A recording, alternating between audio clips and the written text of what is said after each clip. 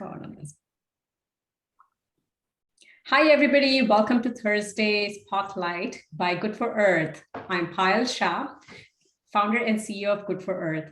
Good4Earth was founded by women of color with the goal of nurturing our future generations and making this earth a better place to live. We've created a virtual community through earth-loving consumers, green startups, green brands, and nonprofits who are really dedicated to fight against this climate change. We help people understand their impact by measuring through a fun, simple eco score and provide them with very personalized, simple recommendations that can help reduce their impact on the earth. We give our community a way to be continuously motivated and, stay on this path of leading a sustainable life. Together, we inspire good change, good friends, and Good4Earth. And I am so excited today to have Bob with me. Bob Wyman is here from Earthshot. So Bob, why don't you get us started? Why don't you introduce yourself and let us know about you?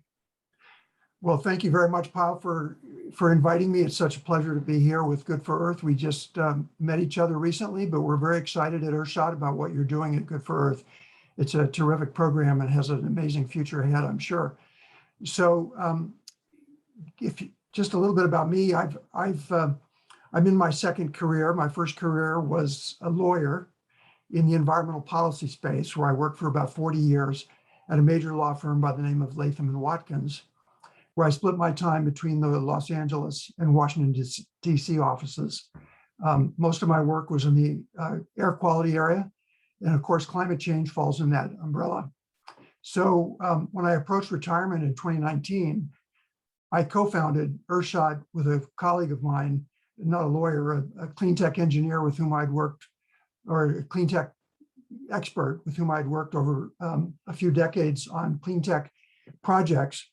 And what we were focusing on was the unfinished business of communicating climate challenges. As I'm sure you know, what's difficult about climate change is that it's unlike other environmental challenges in some important respects. The debate over causation, because we all have a carbon footprint, it tends to be polarizing, and you get split into the coastal views and the elite views and the middle of the country, and it's a very polarizing debate. Similarly, the debate about consequences is also challenging because it's paralyzing. The scale of the problem is overwhelming, appears overwhelming, and its time frame is longer than most environmental problems, which tend to be immediately perceived and experienced. And so whether it's the polarization that a causation discussion yields, or the paralysis that sets in when people think about the challenges of doing something effective as an individual, we felt that the climate communication had been suboptimal in the last few decades. And so we wanted to take an approach that changed the narrative away from causation and consequences, which, as important as they are, tend to have those challenges, and towards a more positive message of solutions. And so Earthshot is about solutions. Earthshot's mission is to inspire people to take action by focusing on the clean technologies and sustainable practices that can be solutions to the climate challenge. And our method of doing that is by using interactive and entertaining media. And I can talk more about that at an appropriate time. That's excellent. There's always people who think like, oh, as an individual, how can I have such an impact, right? But like, if we all started to think, no, we all can have a significant impact, we would all have kind of moved this needle significantly. So I'm really inspired, by the mission and vision that you have. And I think, maybe it is the right time to understand, like, what is Earthshot about? Like, what are these immersive experiences that you're talking about? Well, we have a basket of different tools that we're using to communicate with folks. Some of them are already out in the marketplace. Some of them will take us a long time to really complete. All of them really have a general purpose of trying to communicate to consumers And those I would say I would include in that list are games. We're producing 3 video games, 2 that focus on electric vehicles, and 1 that looks at regenerative agriculture and sustainable agriculture practices. And we are past the design stage of those in the sense that we've conceived of them. We know what the games will look like, but building games takes some time, and so it'll be a couple of years before those are out. On the other side of the spectrum, we have some products that are targeted towards investors and policymakers, as well as consumers. And those, for example, last October, maybe it was November, we had a workshop that was virtually conducted, where we had over 400 people attending, and that was focused on clean technologies. We picked 10 under the radar technologies that could be real game changers: zero carbon cement, various building materials, energy management systems, and we profiled those 10 technologies in that few-hour webinar. We've also recently, just today, launched our Clean Tech Portal, which will focus first on the buildings sector, and will profile through our website over 500 technologies that can address the climate challenges by reducing a building's carbon footprint. So we have we'll do other showcases. We'll develop other portions of the economy through our portal. And those will be available in the near term, but the games will be available in the longer term. That is so exciting. It's fun, and it's also very exciting. I'm sure, these days it's the only way to kind of get into people's mind is like, hey, gamify it, right? And that is the right approach. You still want them to be motivated. So I'm really excited to see your games, pan out. It's really exciting times. And also your portal, as I mentioned, I checked it out. It is fantastic. It's a good central place where, either investors or consumers can kind of come in here and cut the noise. I think that's what I would kind of say is like, because there's so much noise out there, it's hard to even kind of see, is this credible information? Should I even kind of trust this? So when it comes from credible place, at least you've reduced a step for either the investors or the consumers or even the startups, right? So you're building that central place, which is pretty exciting. Well, thank you. We hope it will become a one-stop shop for people who are looking for solutions. Yeah, I'm sure people are kind of yearning for that solution. So good luck on that. And I would be the first person, to kind of pretty much sign up on that. Bob, besides that, tell us a fun fact about you.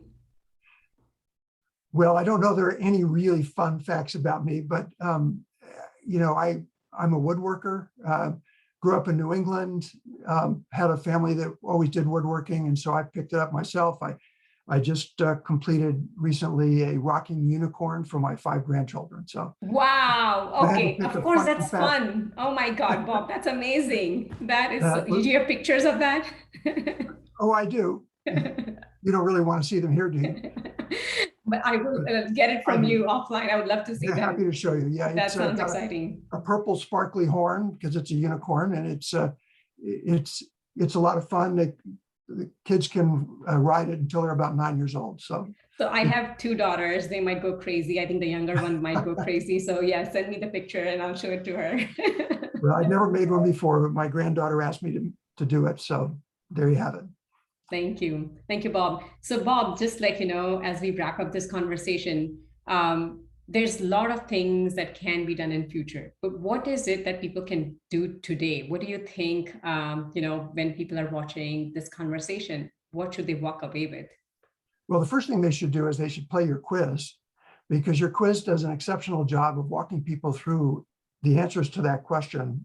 My own answer, I would say, as a homeowner, there are 3 pretty easy categories: energy use, water use, and food use.